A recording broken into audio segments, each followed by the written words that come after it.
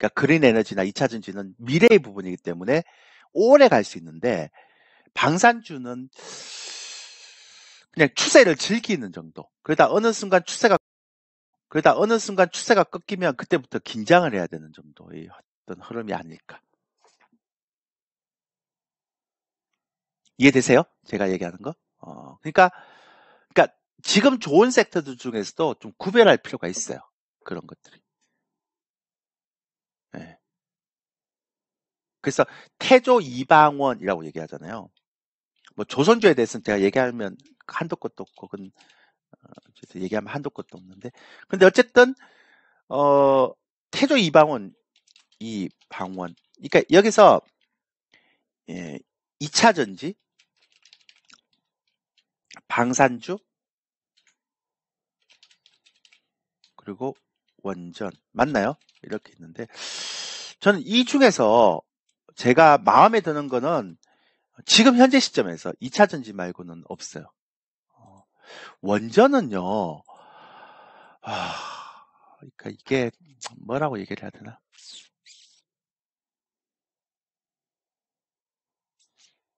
원전은 조금만 공부해보면 아는데. 그러니까 이게 원전은 이게 이거는 지금 정책 이슈 말고는 조금, 왜냐하면 이게 약간 한계가 있어요. 그러니까 저는 중자 정도 될 거라고 생각해요. 완전한 추소주는 안 될 거라고. 정책 이슈가 있어서 이거는 이제 제가 보는 거고요. 그러니까 방산주는 제가 이런 이유 때문에 항상 긴장하고 봐야 됩니다. 그러니까 추세가 탈 때는 러시아 우크라이나 전쟁할 때는 계속 이렇게 실적이 땡기니까 계속 가겠지만 어느 순간에 그 미래의 실적을 땡겨서 오는 거기 때문에 항상 긴장하고 가야 돼요. 그러니까 추세가 딱 무너지는 느낌이 딱 들면 그때부터는 되게 조심해야 되는 전형적인 형태의 패턴들이죠. 그래서 저는 이거보다는 차라리 이쪽이 낫다고 봅니다. 이쪽이. 예. 그래서 지금 현대차하고 LG 에너지 솔루션이 대형주 중에 제일 잘 가는 이유가 그거죠. 예. 왜냐하면 둘 다 이거와 관련해서 가고 있기 때문에. 그죠? 예. 나중에 제가 우려되는 사항이 하나 있는데요. 제가 제일 우려되는 게 뭐냐면, 근데 재밌어요, 여러분들. 재미가 있어야 되는데 재미없으면 나 혼자 떠드는 건데. 그런 거 제일 싫어하는데. 재밌어요? 업종 얘기하니까 재미가 있는지 모르던데. 재밌어요? 네. 강의하는데 나 혼자 막 떠들고 이런 거 제일 싫어하거든요. 잘 보세요. 수출 증가율을 지금은 보지만 금액을 보는 건 아니에요. 근데 이거 제가 제일 걱정스러운 게 향후 2년 뒤에 수출 증가율 이 지표는 이제 아무 쓸모가 없죠.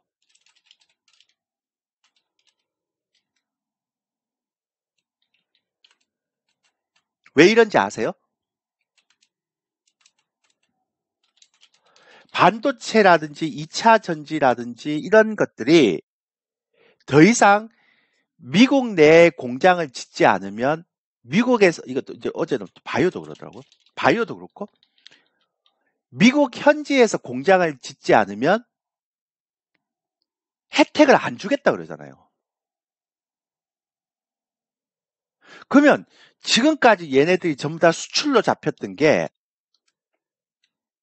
이제 수출로 안 잡히죠. 이게 수출로 잡히나요? 미국 공장에서 생산한 거 수출로 잡히나요? 그건 모르겠네. 누구 한번 물어봐야 될 필요는 있어요. 이게 수출로 잡히는지 안 잡히는지. 그러니까 만약에 미국 현지 공장에서 생산하는 부분들이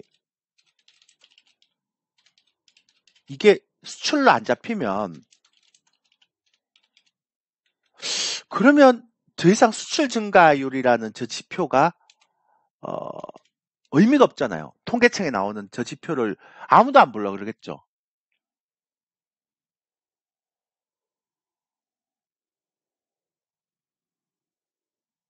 그죠?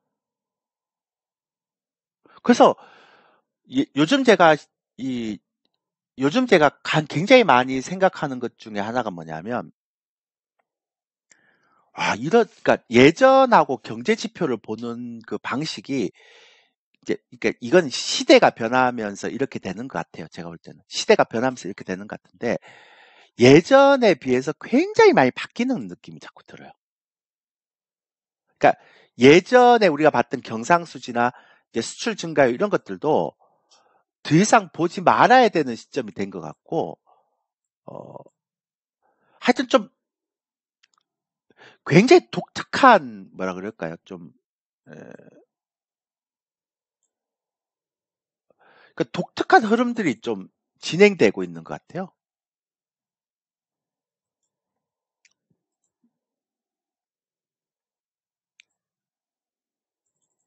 제가 얘기하는 게 이해되시죠? 무슨 얘기인지. 그래서, 그러니까 예전에 우리가 보고 시장을 분석했던 지표들이 이제는 서서히 그걸 보면 안 된다라는 시그널이 자꾸 잡히니까 전 좀 당황스러워요. 어, 그러니까 그 글로벌 경제 환경들이 음, 절대적으로 우호적이진 않는. 그래서 아마 미국 시장으로 이제 나중에는 지금은 좀 거품이 있지만 다 빠지고 나면 그래서 나중에 미국 시장으로 더 가지 않을까. 국내 시장보다는. 이제 그게 가소가 되지 않을까. 뭐 그런 생각을 저 개인적으로 하게 되더라고요. 어. 그러니까 예전에는 그런 생각을 잘 안 했는데 이제 점점 그런 생각을 하게 돼요. 이거는 우리가 좀 생각을 잘 해봐야 되겠구나. 라는 그런 그 느낌 아닌 느낌 같은 것들을 받죠. 그래서 이제 몇 년 안 있으면 한국의 내수 시장은 굉장히 안 좋을 수도 있겠다. 아, 그러니까 한국에 정말 좀 중요한 공장이 없는데 어떻게 내수 시장이 좋을 수 있을까요? 그렇지 않을까요? 그래서 그런 걸 보면서 어, 굉장히 고민을 많이 하고 있죠, 지금. 근데 당장은 이게 이제 아직은 그 뭐 완공되려면 2025년, 4년 돼야 되니까 현재 지금 투자한 금액들도. 그러니까 당장은 이게 도움이 되겠지만 그렇죠. 근데 뭘 하다가 이렇게 되는지 모르겠지만 어쨌든. 그래서 저는 그래서 인플레이션 감축 법안, 그린 에너지 법안은 좀 오래 갈 수 있는 이슈긴 한데 방산주나 원전은 제가 볼 때 좀 한계가 있는 테마다. 그래서 태조 이방원 그러는데 이방원 중에서 사실 2차 전지 제외하면 그렇게 시장에서 이슈를 걸어야 될 만큼의 가치가 있나? 그런 생각도 좀 하고 있습니다. 예. 이해되셨죠? 음. 물론 이제 여기서 1등줄 잡아내는 게 가장 이제 이 가장 큰 이슈죠. 뭐 딴 거 볼 거 있나요? 1등줄을 먼저 잡아내야 되는 거니까. 1등줄 안 잡아내면 아무 의미가 없어요. 1등줄을 안 잡아내면 아무 의미가 없습니다. 그러니까 1등줄 잡아낼 수 있느냐 없느냐의 게임이기 때문에.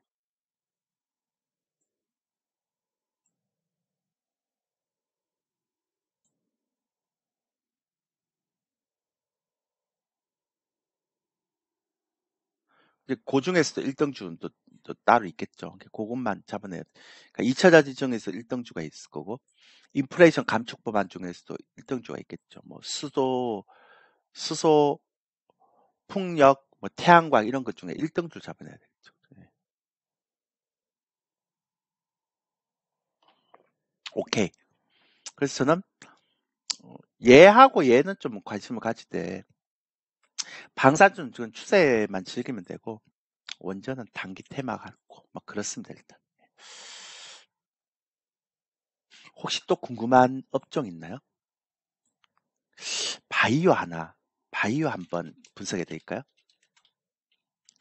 좋으세요? 바이오 분석을 한번 해드릴까요? 원하신다면. 아,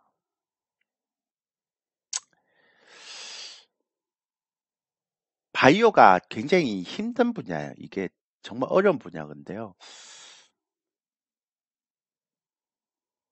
음, 이 바이오가 진짜 어려운 분야예요. 근데 이게 그러니까 제가 여러분들한테 매번 얘기 드리지만 뭔가를 분석을 할 때, 그러니까 물론 이제 종목을 찾아내는 게 가장 중요하죠.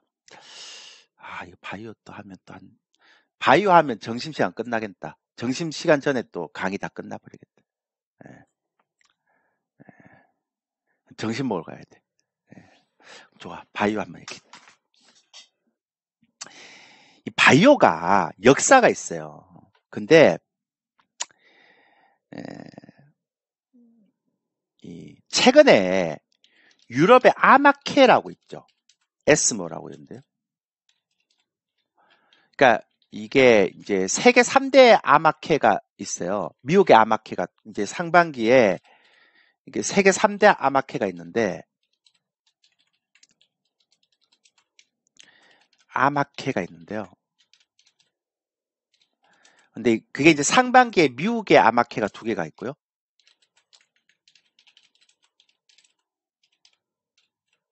그 다음에 보통 3월 달에 이제 가장 큰 바이오 제약의 그거인 JP 모건 헬스케어가 있어요.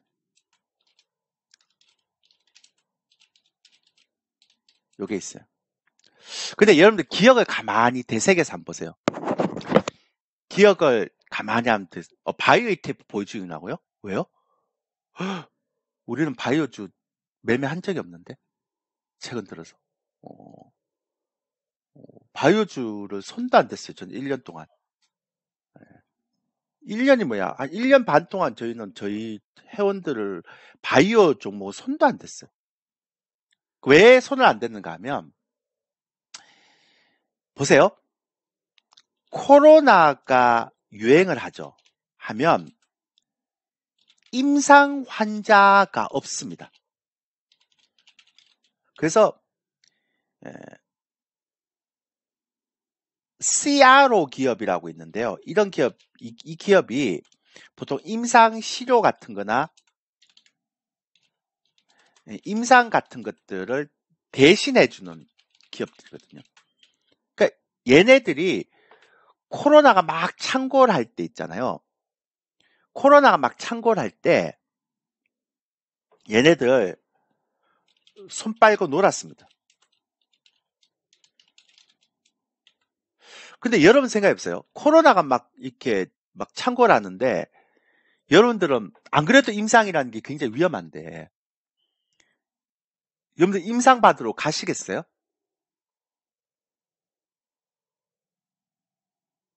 한번 생각해 보세요. 근데 코로나가 굉장히 많이 창궐하는데 임상 받으러 가시겠냐고요? 안 가잖아요. 그러면 임상 환자가 없어요. 그러면 내가 기술 수출을 했어요? 그러니까 기술 수출을 했는데 그러면 이제 임상 1상하고 2상하고 3상에 대한 결과를 아마케라든지 제피모건 헬스케어 가서 발표를 해야 되는데 우리가 이걸 개발하고 있는데 임상 결과 이렇다 이렇다 발표를 해야 되는데 아니 임상 환자가 없으면 임상 결과를 발표를 못 하는 거예요. 그러니까 지금까지 한 2년 동안에 학회가 있던 제피모건 헬스케어 컨퍼런스가 있던 다 안고 없는 찐빵이 된 거죠.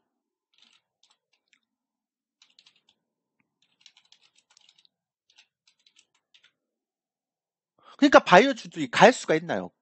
못 가는, 이거는 당연히 못 가죠, 바이오주들은.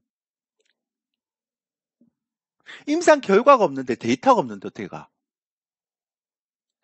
그러다가 올해 상반기 이제 코로나가 풀렸잖아요. 풀리면서 이제 임상에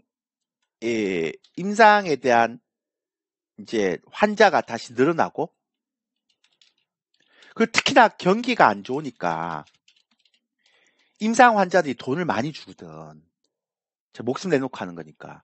그러니까 임상 환자들이 수가 급격하게 늘어난 거야. 그러니까 올해 유럽 아마케 9월달 했죠. 9월 9일부터 시작해서 13일까지 했는데, 얘네들이 이제 임상 데이터가 막 나오니까 얘네들이 임상 데이터를 막 발표하는 거야. 그러니까 아마케부터 시작해서 이제 이슈가 뜨기 시작하는 거예요. 그러니까 근데 이렇게 이제 임상 데이터가 막 나오고 임상 환자가 막 늘어나면 내년에 JP모건 헬스케어 컨퍼런스 괜찮죠? 원래 임상 환자가 있어야 임상 데이터가 나오는 거니까. 그리고 내년에 미국의 아마케 괜찮죠? 그러니까 작년 2년 동안에 임상이 안 됐던 그런 형태의 흐름이 아니죠, 지금은.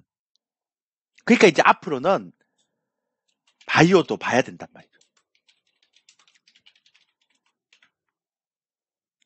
지금까지는 바이오가 볼 필요 없죠. 왜 코로나 때문에 임상 환자가 없었기 때문에 바이오를 볼 필요가 있나 없지.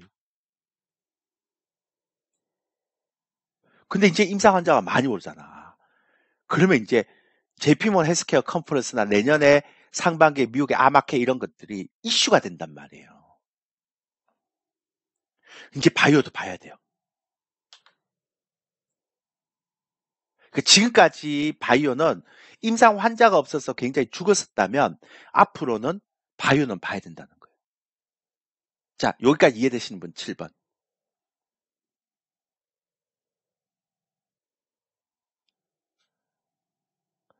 쉽죠? 어렵지 않죠? 제가 설명해 주는 거죠. 예. 자, 그러면 봐야 되는데 예전에요. 헬릭 스미스가 신약 개발한다 그럴 때, 그래갖고 막 임상 3상에 갖고 신약 개발한다 그럴 때 막 날라갔잖아. 그때는 개뿔 바이오가 뭔지도 몰랐어. 그러니까 바이오 임상 3상 신약 나온다 그러니까 막 언론에서 막 떠주면서 대한민국에도 신약이 개발되는구나, 뭐 블록버스터 신약이 개발되는구나. 근데 한 4, 5년 동안 헬릭 스미스의 과정을 보면서 어떤 느낌이 들었는가 하면, 신약이라는 게 아무나 하는 게 아니구나. 그걸 느꼈죠. 그러면서 앞으로 제약바이오는 이제부터는 가능성이 있는 종목만 움직이기 시작합니다. 근데 보세요. 재밌는 거는 우리가 예전에 같으면 기술 수출을 했다고 하면 주가가 올라가죠. 근데 요즘은 기술 수출했다 그러면 주가가 쭉 올라갔다가 윗꼬리다가 쭉 떨어지죠.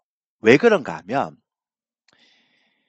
예전에, 지금은 아닌데 예전에 한미약품, 예전에, 그러니까 이번에 한미약품이 3상 제품 FDA 시판 허가받았다는 얘기 듣고 제가 얼마나 감동인지 모릅니다.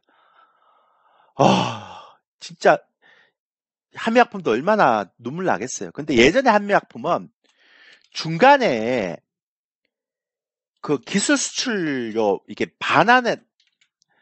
막 반환한 거 났죠. 뻥 나는 거. 그래갖고 주가 급락하고 이런 거 봤었잖아요. 그죠? 이게 뭐냐면 글로벌 빅파마라고 얘기하는, 그러니까 글로벌 제약사들이 이제 걔네들이 신약을 개발을 안 하죠. 그러니까 얘는 3상만 하는 거야. 그러니까 이제 보통 이머징 국가에서 이제 내가 1상, 2상, 3상을 할 수 있는 플랫폼 기술을 걔네들이 가지고 오든지, 아니면 임상 1상이나 2상 정도 되는 임상 그 데이터가 좋았던 그거를 이제 가지고 오는 거예요. 사오는 거죠. 왜냐하면 임상 3상은 돈이 너무 많이 들거든요. 헬릭 스미스 보세요. 임상 3상을 어설프게 갖다 적고라지 났잖아. 그러니까 보통은 글로벌 제약사들이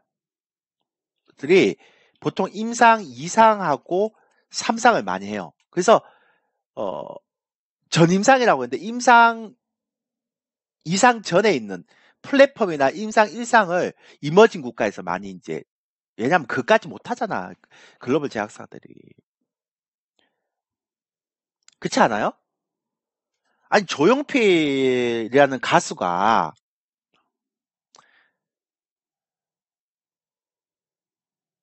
이 프로 저 프로 다 나올 순 없잖아. 추석 특집 프로 하나만 딱 나오는 거지. 거기에다가 노력을 그러니까 너네들 없는 너네들을 임상 이머징 국가에 있는 너네들이나 플랫폼 기술을 하고 임상 일상에서 데이터 잘 나오면 우리가 팔아 우리한테 팔아 이런 그게 이제 기술 수출이에요. 근데 기술 수출 어떻게 가는가 하면 수출 어떻게 하는가 하면 마일스톤이라고 계약을 하는 거예요. 그래서 총 계약 금액이 1조 2천억이면 처음에 계약금으로 한 800, 900억을 줘요. 그리고 임상 1상의 데이터가 좋으면 또한 한 25%를 줘요. 그 다음에 임상 2상의 데이터가 좋으면 또한 25% 줘요. 그 다음에 임상 3상의 데이터가 좋으면 또한 25% 줘요. 그러니까 만약에 얘네들이 플랫폼을 가져왔다가 그러니까 얘기하는 거는 얘가 전체 금액이 1조 2천억이라는 것은 뭐냐면 임상 3상이 성공해서 신약으로 개발됐을 때 이 플랫폼을 판매했던 이머징 국가들 그러니까 ABL 바이오가 그거잖아요. 그것 때 총 받을 수 있는 금액이 1조 2천억이에요. 근데 그래서 1조 2천억 계약을 했다라고 얘기하면 쭉 올라갔다가 쭉 떨어진 이유가 근데 계약금은 900억밖에 못 받았다. 그러니까 임상 데이터가 좋아야지만 또 25% 받고 이렇게 되는 거예요. 그러니까 올라갔다가 더 떨어지진 않죠. 여기서 왔다 갔다 하는 거예요. 그러니까 임상 데이터가 좋으면 또 올라가는 거죠. 이렇게. 근데 만약 임상 데이터가 안 좋아서 이 플랫폼을 샀던 글로벌 제약사가 야 너네 가져가 뻥 쳐버리면 주가 폭락해버리는 거죠. 그런 구조로 마일스톤 계약을 한단 말이에요. 그러면 예를 들어서 여러분들이 빅파마라면 그러니까 여러분 글로벌 빅파마라면 어떻게 하겠어요? 좋은 플랫폼 기술력이면 계약금을 많이 주지 않겠어요?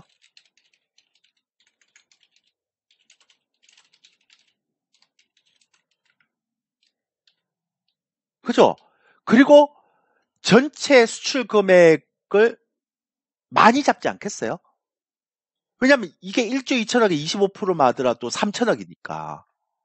왜냐면 퍼센테이지로 가면 계약 처음에 전체 임상 상가액이 최종 성공했을 때 이 정도의 그걸 주겠다라고 얘기해도 금액을 많이 책정할 거 아니에요.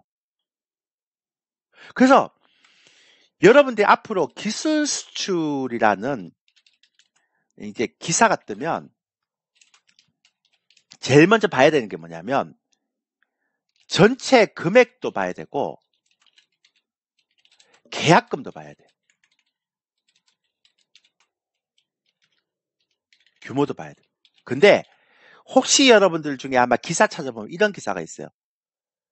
그러니까 우리 회사에 그러니까 우리 한국 기업의 바이오 기업들이 발표하면서 기술 수출했다 이렇게 발표해요. 그럼 쭉 올라가요. 근데 계약 규모나 계약금은 명시할 수 없다. 추후 공지하겠다. 공고하겠다. 이렇게 기사가 뜨는 애들이 있어요. 그러면 이런 거는 무조건 팔고 나와야 돼요. 아니 왜 그걸 공개를 못해? 그걸 공개를 해야지만 그게 플랫폼 기술이 더 내가 인정을 받았는지 안 받았는지 알게 되고 그걸 인정받아야지만 다른 또 글로벌 빅파마들이 관심을 가질 거 아니에요. 일종의 홍보잖아. 내가 어떤 종목 사서 수익은 이만큼 냈다라고 홍보하는 건데 왜 홍보를 안 해? 그럼 이거는 100% 뭐예요? 사자, 먹튀 이렇게 되는 거예요. 그 다음에 계약 금액이 커야지만 임상 좋은 플랫폼이고 좋은 플랫폼이어야지만 임상 데이터가 잘 나오고 이상 데이터가 잘 나오고 임상 데이터가 잘 나와야지만 25%를 가져갈 수 있죠. 근데 총 계약금이 뭐 한 3천억이다. 총 받을 수 있는 거. 총 기술 수출 금액. 그러니까 임상 3상까지 다 됐을 때 금액이 3천억이다. 이러면 얘도 꽝이죠. 그러니까 이거는 글로벌 빅파마가 그냥 독립영화를 만들듯이 그냥 뭐 성공 가능성 없지만 그래도 한번 찔러보는 거죠.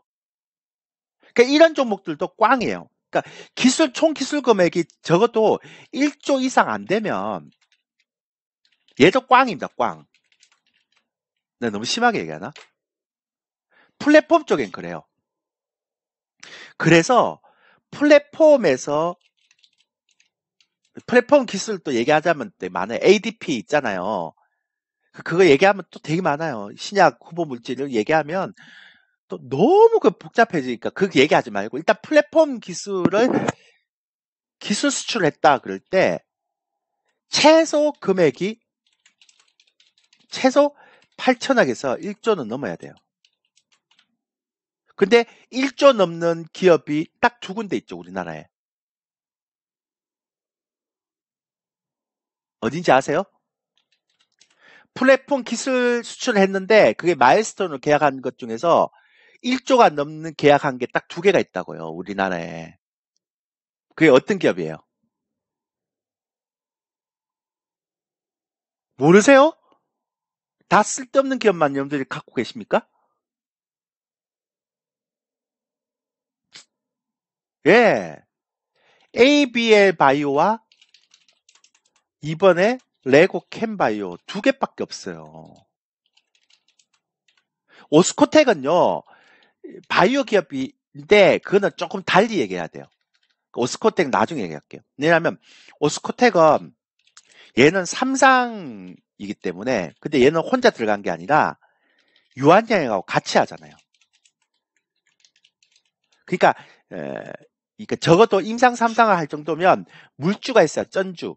그러니까 헬릭스미스처럼 돈 없는 바이오 기업들이 들어가면 안 되고 오스코텍도 유한양이라는 전주를 끼고 들어갔잖아요. 그렇게 해야 3상을 가는 거죠. 그러니까 3상이니까 좀 얘기하고. 그래서 만약에 여러분들이 앞으로 제2의 ABL 바이오가 나오든지 제2의 레고캠 바이오가 나올 수도 있지만 무조건 기술 수출했을 때 8천억에 1조, 그러니까 1조를 넘는다. 1조 이상이다라고 생각하면 요 종목들만 관심을 가지면 돼요. 이 종목들도 뻥 날 수도 있거든요. 마일스톤에서.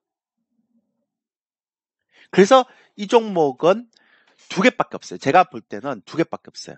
그 나머지는 전부 다 이게 그냥 소에서 뭐라 그럴까? 그냥 사기 치는 거야. 너무 심하게 했나? 사기 치는 거지 뭐. 안 봐도 모르나? 근데 요즘 그게 안 먹히거든. 사람들이 바이오 공부를 되게 많이 하거든, 요즘. 옛날엔 먹혔는데 요즘 안 먹히거든. 저처럼 이렇게 공부시켜주는 사람이 있으니까 안 먹히죠. 어. 자, 여기까지 이해되셨죠? 그러면 전임상 단계나 일상 단계에서, 그러니까 전임상, 여기는 플랫폼 파는 기업.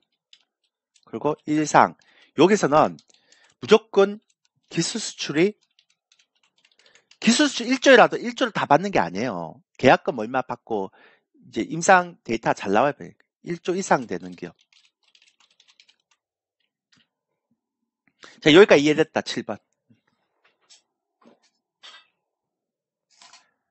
그래서 앞으로 ABL 바이오하고 레고캠 바이오 다음에 또 이게 1조 이상 기술 수출이 어떤 기업이 될지 모르겠지만 그런 기업들이 나올 수 있는 것들을 여러분들이 개발하면 돈이 되겠죠.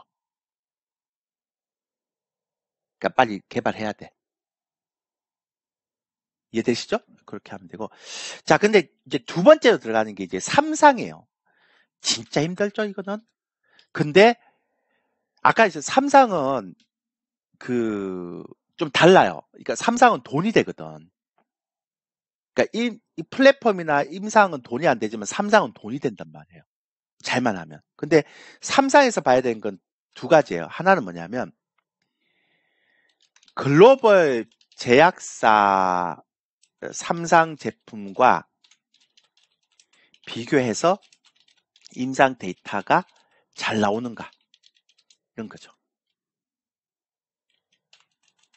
근데 죽자고 고생해서 데이터를 냈는데 똑같은 제품을 글로벌 제약사가 삼상 제품을 냈는데 그게 임상 데이터가 더 잘 나오면 이거는 돈만 쓰고 판매가 안 되잖아. 그래서 결국은 삼상에서 이상 삼상은 어떤 게임인가 하면 임상 데이터의 게임이에요. 안정성, 그 다음에 기간, 투여 기간. 기간은 왜 중요한가 하면 이게 신약이라는 게 비싸거든. 그러면 6개월 투여를 해야 되느냐, 3개월 투여해야 된다 해서 돈이 너무 차이 나니까. 그러니까 안정성도 중요하지만 투여 기간. 이걸 이제 한번 투여했을 때 얼마나 효과가 있는가에 대한 요런 것들 봐야 되거든요. 근데 지금 유한양해가 오스터크의 삼상이죠. 폐암 관련해서. 두 번째는 한미약품 지금 판매 승인을 받았죠.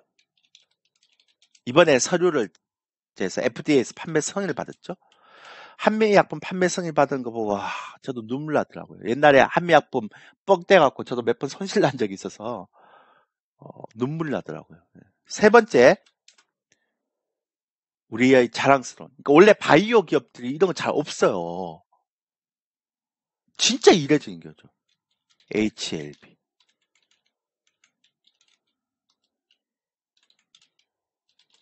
완전히 진짜.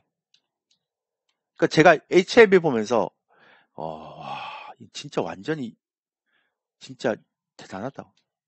바이오 기업들이 삼상을 한다는 건 있을 수 없는 일이거든요. 근데 이번에 더 놀라운 건 뭐냐면 이번에 유럽의 에스모에서 발표됐는데 경쟁사 대비 임상 데이터가 잘 나왔죠.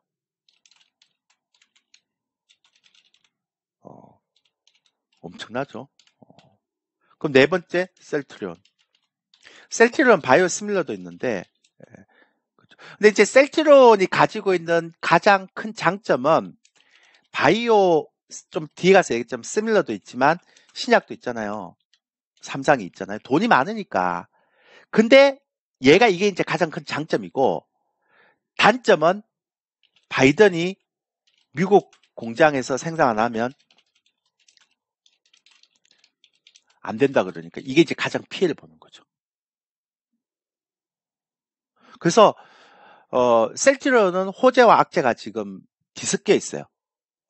그래서 제가 보는 거는 삼상에서 보는 거 유한양행, 오스코텍, 한미약품, HLB 딱 네 종목만 보는 거예요.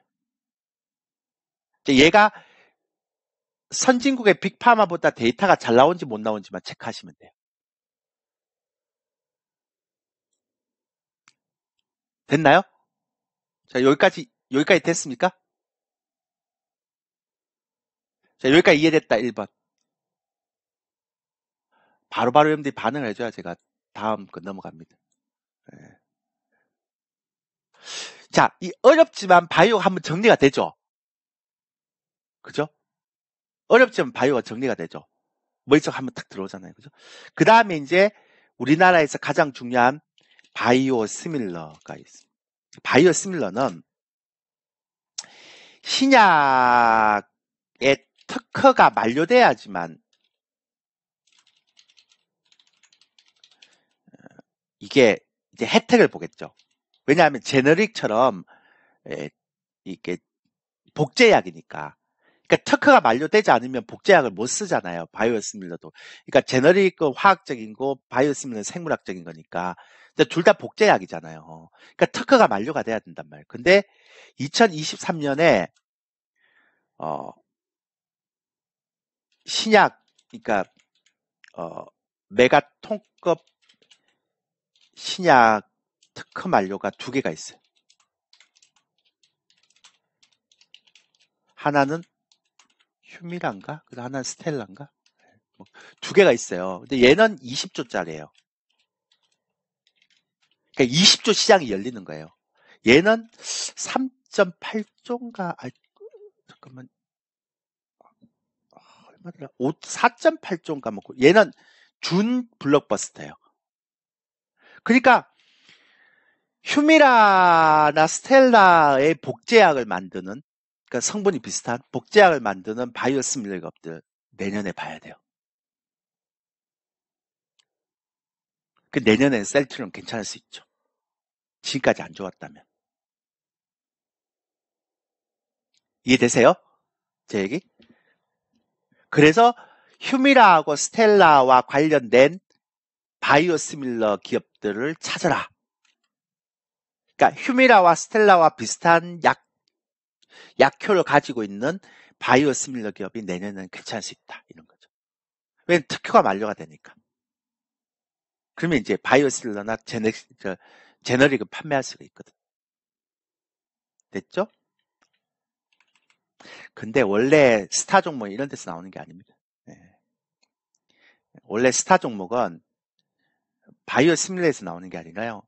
임상 3상이나 플랫폼 기술했던 기업들이 임상 1상, 2상에 자체 임상을 해서 대박 나는 경우가 있어요. 그런 게 나오는 거죠. 됐나요? 자, 마지막으로 CMO라고 있습니다. 아까 CRO는 아까 뭐라고 했습니까? CRO는 임상을 대신해 주는 기업이라고 했잖아요. CRO 기업. 임상 치료나 임상 대신해 주는 기업. 얘도 대박 나겠죠, 이제. 왜냐하면 일이 바빠지니까. 근데 아쉽게도 우리나라는 CRO 기업이 거의 없어요. 삼성바이오로직스 하나인데 그것도 매출 비중이 크지 않아요. 그래서 CRO 기업은 없으니까 내고, CMO는 뭐냐면 위탁 생산 기업이죠. 그러니까 예, 대형 제약사가 그러니까 자기들의 신약을 좀 공장에서 만들어주라. 이렇게 부탁하면 만들어주는 거. 그러니까 이런 거죠. 쉽게 설명하면, 이런 뭐죠? 그 요식업계의 대부? 소유진 남편.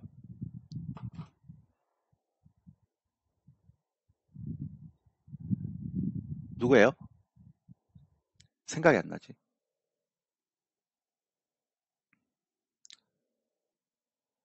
백종원. 예. 우리 백종원 아저씨가 핵심 레시피는 감추고, 그 다음에 그냥 요거를 배합해서 그냥 밀키트 제품을 만들어 주세요. 왜요? 홈쇼핑에서 팔게. 이렇게 하면 여기서 우리 백종원 아저씨는 뭐가 되고, 미국의 대형 제약사가 되고, 그 다음에 그걸 만드는 밀키트 제품을 만드는 공장은 CRO 위탁 생산 기업이 되는 거죠. 그러니까 대한민국에서 제일 큰 게 삼성바이오로직스. 이렇게 되죠. 그러면 위탁 생산 기업의 장점은 뭐냐면 안정적인 매출이 나오죠. 단점은 마진이 없죠. 거의 없죠. 그러니까 이거는 어떻게 해야 되는가 하면 양으로 승부를 해야 돼요. 그래서 삼성바이오로직스는 이렇게 승부를 해야 되는데 여기도 또 대형 악재가 터졌죠. 미국 내 공장에서 생산하지 않으면 불이익을 주겠다 그러니까 또 가야 되네. 공장 다 정리해서. 더럽네. 그렇잖아요. 그래서 기사에서 삼성바이오로직스가 위기에 처했다라고 기사를 내더라고요. 기자분께서 제가 속으로 했어요. 저 친구는 진짜 공부를 안 하는구나. 왜 공부를 안 한다고 제가 생각했을까요? 삼성이라는 국가가 기업이 이렇게 막히잖아요. 그러면 활로를 찾겠죠. 그러면 뭘 하겠습니까?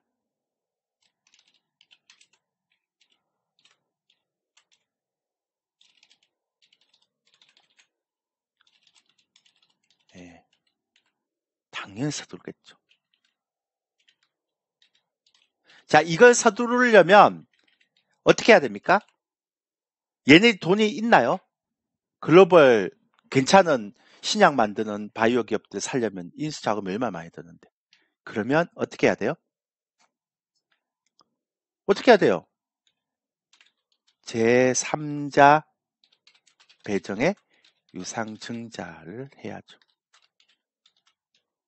그러면 삼성바이오로직스의 이 삼성바이오로직스의 그게 누군데? 아, 제3자면 대주주 가겠지. 누구예요? 삼성물산하고 삼성전자 가겠지. 둘 다 돈이 많죠. 그러면 방법은 제3자 배정 유상증자를 해서 삼성물산하고 삼성전자가 참여해서 자금을 모아서 이제 글로벌 M&A를 하겠죠. 자, 그래서 결론. 만약에 삼성바이오로직스가 유상증자한다 이러면 지금 기업에서 다른 기업이 유상증자한다 이러면 주가 다 폭락하죠. 지금 시점에서. 근데 삼성바이오로직스가 제3자 배정 유상증자를 한다 그러면 그거는 시장에서 어떻게 받아들이겠어요? 아, 이런 불리한 환경에서 글로벌 M&A를 하려고 돈을 모으는구나 이렇게 생각하면 돼요.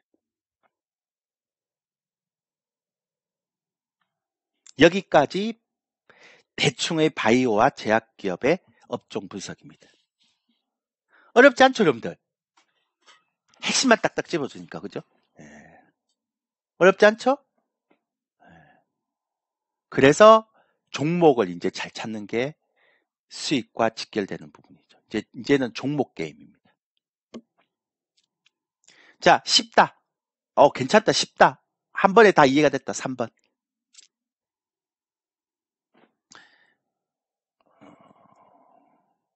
그러니까 업종 분석을 할 때도 공부를 할 때 한 요 정도만 해놓으면 되게 편하게 갈 수 있어요. 예. 이것도 어렵다 그러면 저는 얘기를 못 하는 거고. 됐죠? 네, 오케이.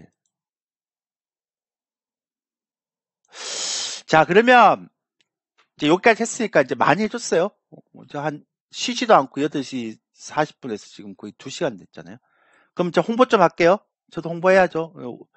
오한에서 홍보 안 하면 안 된다 그러더라고요. 예. 제 상품이 있는데요. 뭐 어떻게 한다, 저떻게 한다, 뭐 그 얘기하지 말고, 예, 그냥, 아까도 제가 말씀드렸잖아요. 저희가 지금, 아까도 했지만, 저희가 지금 SM을 여기서 샀어요. 저희가 매집을 해서 샀단 말이에요. 그러니까 저희는 이렇게 좋은 주식 매집을 해놓고 기다리는 거예요. 예. 그렇게 이제 올라가는데, 그리고 어쨌든 그런 매매를 해요, 저희가. 근데, 요렇게 해서 같이 공부도 하고, 가입하실 분들이 있으면, 가입하시면 돼요. 이렇게, 이렇게. 그러니까 이거 다 읽어보지 말고 그냥 가입하세요, 그냥.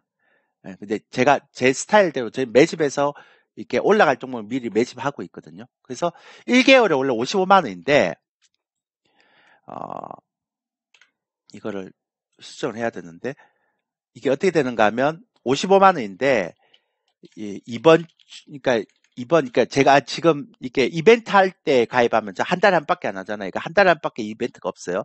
그러니까 이벤트 할 때는 1개월에 50만 원으로 5만 원 할인을 하고, 그죠? 그리고 그 다음에 제가 어떤 종목을 어떤 종목을 관심 있게 보고 있는지를 뭐 또 얘기를 해줄 아시겠죠? 그 다음에 여기다가 5만 원 할인 쿠폰 주고 맞나? 아, 아, 그러니까 이렇게 되죠. 그러니까 총 10만 원이 할인이 되는 거죠. 그래서 오늘부터 일요일까지 가입자에 한해서만. 제가 장중무방을 잘 안 해요. 그러면 이런 이벤트 할인을 받으려면 또 한 달을 기다리셔야 돼요. 그죠? 그렇기 때문에 이렇게 얘기를 드리면 될 것 같아요. 제가. 예. 그래서 가입 전화번호는 여기 있습니다. 퍼펙트 타이밍 어디 있어? 예, 여기 있으니까 이쪽으로 전화하면 됩니다. 50만 원 할인한다고 여기 있네. 구매하기 여기다. 예. 그래서 3490-4535로 전화하시면 됩니다. 이렇게 하시면 되죠. 그러니까 뭐 어떻게 방이 운영됩니까? 뭐 이렇게 얘기하냐 그거 묻지 마시고 뭐 제가 오늘도 다 설명드렸잖아요. 그러니까 이렇게 설명해주고 종목 잡아내고 뭐 그렇게 합니다. 잘할 테니까 그냥 그 묻지 마시고 그냥 가입하고 싶으면 가입하시면 돼요. 믿음을 가지고. 자, 궁금한 거 있으면 하세요. 좀 쉽게요. 예. 채팅창에 올려놓으세요. 예. 그렇게 하시면 될 것 같습니다.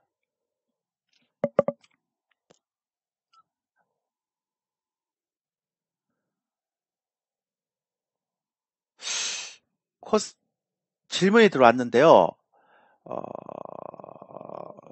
그 개인적인 종목 상담은 안 돼서 죄송합니다. 빨간 계좌님. ST팜도요. 아까 제가 얘기했던 그 조건으로 분석을 해보세요. 그러면 답 나오잖아요. 예. 분석해보시면 되죠. 그러니까 본인이 직접 해보시면 되잖아요.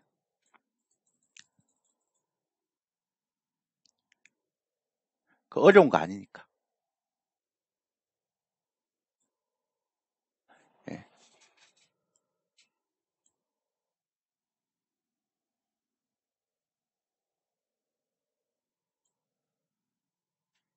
예. 연말까지 시장 지수를 어느 정도까지 보세요, 대표님? 모르겠어요.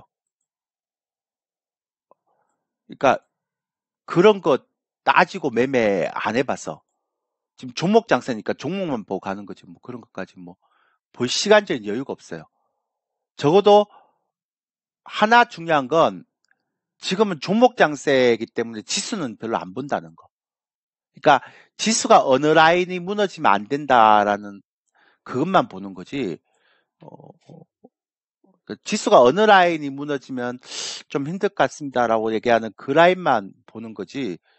그리고 그 전조 현상이 있을 때 빨리 이제 대응을 하는 거죠. 그 정도지 그 이상은 뭐 관심도 없고 지금 시장에서는 굳이 뭐 그럴 필요가 있을까? 뭐 그런 생각을 하고 있죠. 그러니까 지수를 너무 신경 쓰지 말라는 게 제가 아까부터 얘기했던 핵심인데 제가 아까부터 계속 얘기했던 게 뭐냐면 지수를 너무 신경 쓰지 마라. 방해가 될 수 있다. 그거잖아요. 그러니까 지수는 너무 이렇게 여러분들이 너무 이렇게 그 신경 쓰면 안 됩니다. 똑같은 거고. 그러니까 바이오 시장이 문제가 많기 때문에 제가 바이오를 고를 때 다 못 가고 어떻게 선별한다는 걸 얘기 드렸잖아요. 선물 리딩 하는데 요즘 선물 거의 안 합니다. 선물로 먹을 수 있는 시장이 아닙니다. 나중에 선물을 매매할 때 되면 선물을 하겠죠. 왜냐하면 저희는 선물이 굉장히 큰 포지션을 차지하고 있으니까. 지금은 뭐 선물을 그렇게 중요하게 생각하고 있지 않습니다. 예. 똑같은 형태니까요. 어느 라인인가요? 지수 몰라요. 그거는 제가 보고 봐야 되기 때문에 알 수가 없어요. 예. 그거는 제가 얘기를 못 드리고요. 또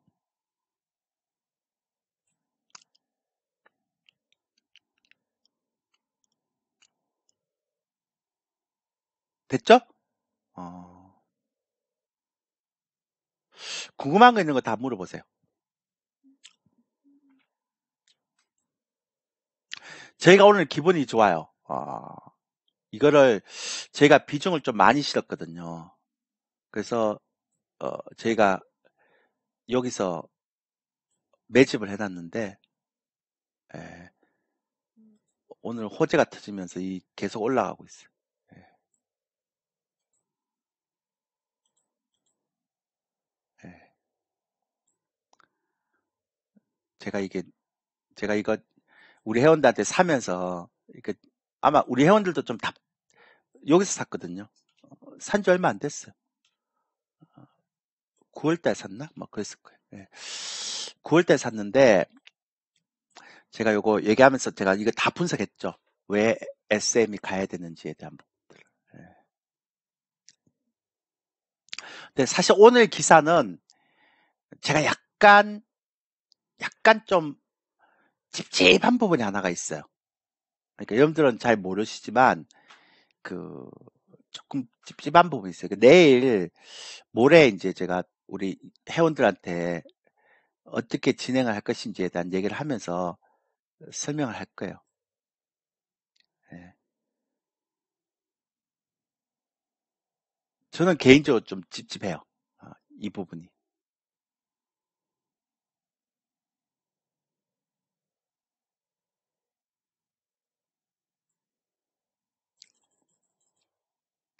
예. 어, 그래서 지금 여기서 사서 저희가 비중을 좀 실었기 때문에 좋아요. 그러니까 저희 매매 스타일 어떻게 하는가 하면 이렇게 매집해서 이렇게 올라가면 이제 팔지 아니면 끝까지 가져갈지 결정하는 매매를 하거든요. 예. 그런 매매를 하기 때문에 저희 스타일은 급하게 매매한 스타일 아닙니다. 예. 그러니까 저희하고 맞는 분들은 오시면 되고요. 안 맞는 분들은 뭐 안 오셔도 됩니다. 단타하는 방이 아닙니다. 저희는. 예.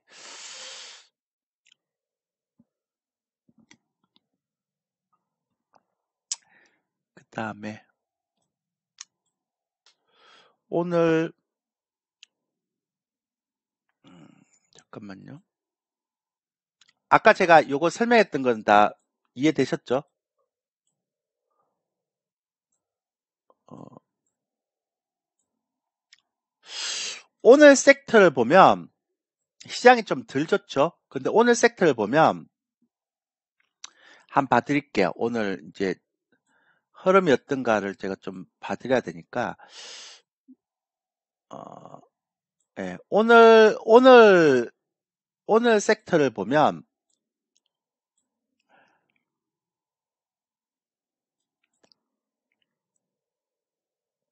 잠깐만 있어보세요. 오늘 섹터를 보면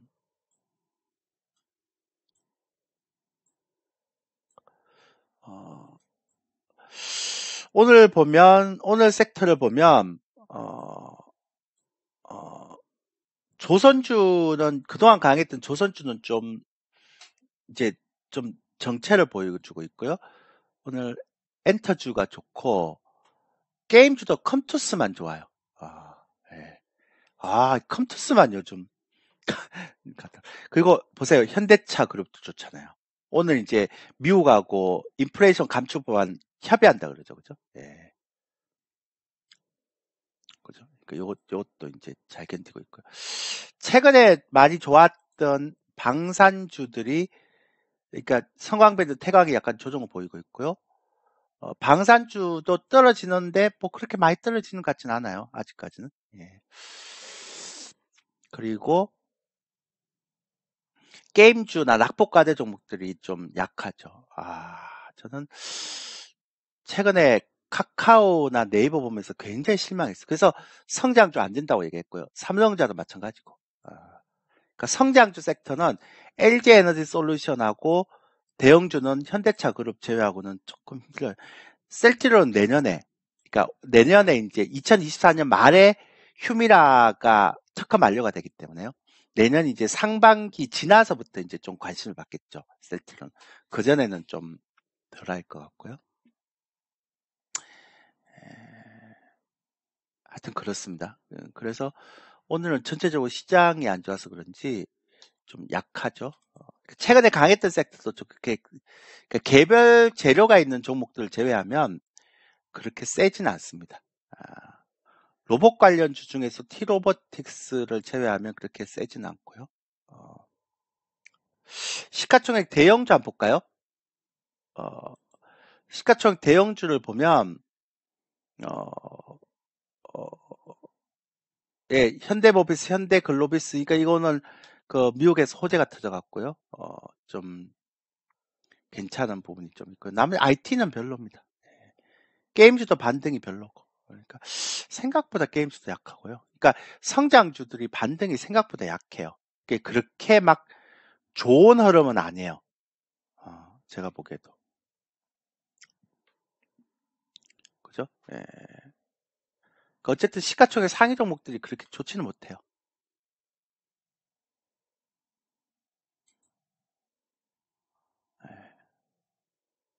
그러니까 역시 재료가 있는 종목들만 잘 가네요. 예. 제가 우리 회원들한테 맨날 얘기했던 게 뭐냐면 그냥 SM 아마 이수만 때문에 울고 웃을 거라고 예, 그렇게 얘기하면서 우리가 매집을 해놨는데 기사가 나와서 제가 또 얘기를 좀 드려야 되겠다.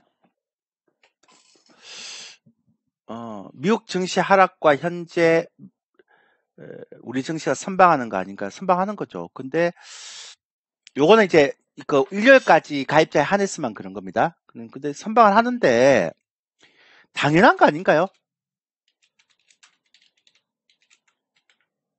달러가 고평가됐고 미국 시장이 고평가됐고 한국 시장이 저평가됐으니까 내년에도 이럴 것 같은데요, 저는.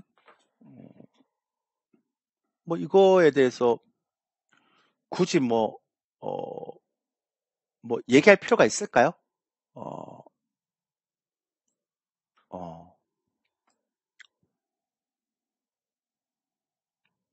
굳이 얘기할 필요가 없죠. 그러니까 저는 내년에 우리 회원들한테 얘기했는데요. 내년에 미국 시장은 많이 빠져도 한국 시장은 별로 안 빠질 거다.